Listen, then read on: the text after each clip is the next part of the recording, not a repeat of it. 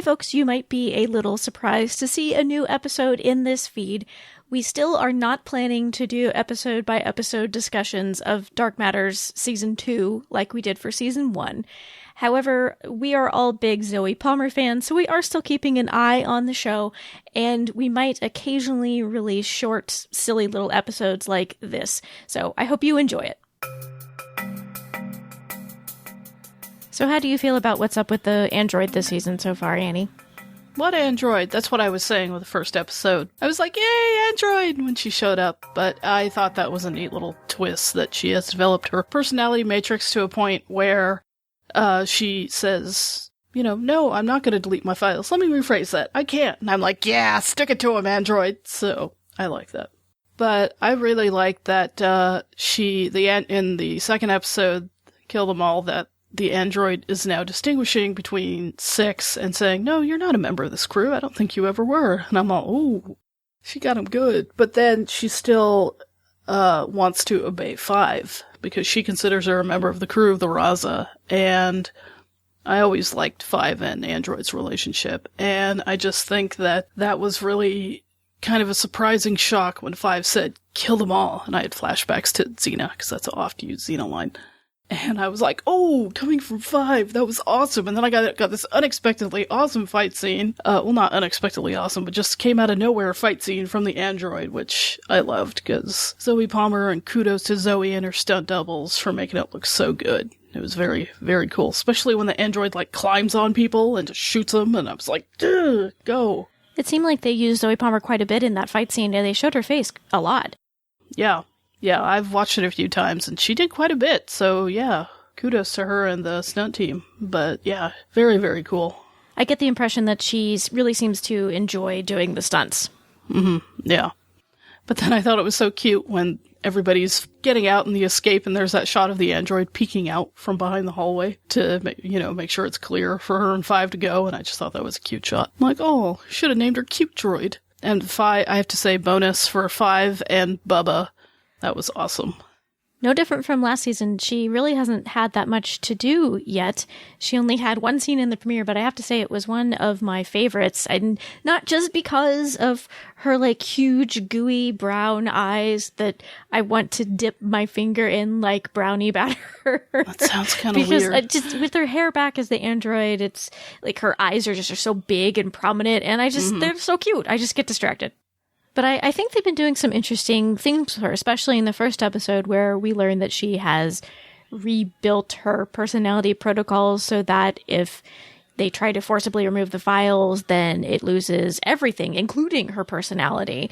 And the fact that is worrisome to her, I think that's some really interesting stuff they're starting to play with the android, but there just hasn't been that much of her yet. Well, I thought it was interesting when the guy put that really, scary-looking pokey thing in the back of her head. I thought that's what he was doing, was forcibly rerouting or erasing her files. And I always think Zoe Palmer did a great job with that shot of the android looking very uncomfortable and very pained with the thing in that back of her head, which was really icky looking. But, I thought by that point they'd already erased her files, but then obviously she's retained her personality matrix and was still able to obey Five to escape, so that was a relief. But I think it's interesting that the tech referred to her as obsolete technology, so this is obviously a lower model android, I guess. Yeah, it was very upsetting to see the silver spiky thingy in the back of the android's head. I'm still not entirely sure what they were trying to do by using that. I think they implied that might have damaged her neural link to the Raza, but I don't know exactly what they were doing in the moment. That's still not clear to me. But it was very disturbing to see that being done to Android, because she's developed to the point where she seems to have a clear sense of free will and what is against her will. She makes very clear in this episode, I will follow the orders of my crew because they are my crew and that's who I'm loyal to. But I'm not just going to follow the orders of, I think Franca Potenti's character called them her human superiors. It's not just she's going to do whatever a human tells her anymore. She's making a clear distinction. And so seeing that done to her, it was clearly something that she did not wish to be done. It was very upsetting to see. Well, now I'm wondering if that'll have repercussions later, if we'll find out that the android is damaged or can't quite do everything she was supposed to do because of that thing in her head. We'll see. definitely there was a suggestion that we might see more of that in a future episode. So we'll see what was done to the android. Hopefully nothing irreversible. Yeah.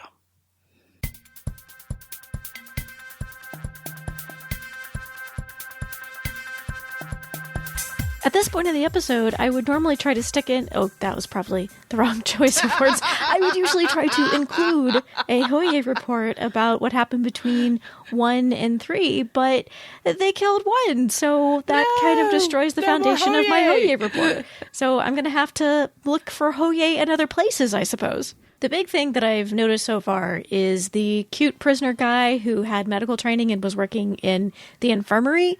So in episode 1, I noticed that he kept his eyes on 3's backside for a pretty long time as 3 was walking out of sickbay.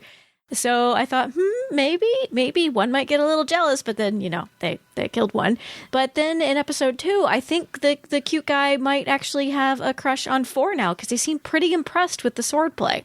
It's true. And he did ask, can I catch a ride with you guys? And 4 just shoved him in. Yeah, see? 4 might be interested. Yeah. You never know.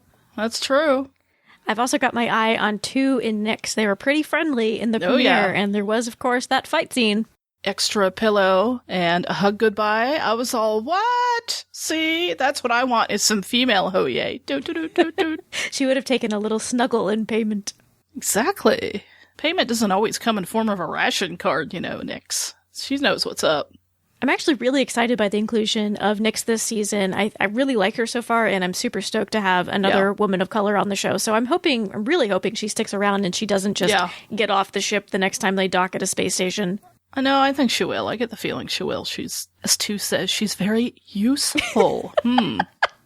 That is a very good point, Annie. What you mean, So Tu? obviously we're going to be keeping our eye out for the HoYay, or really, we're going to be making the HoYay happen is what we're saying. We love non-canon HoYay on Dark Matter.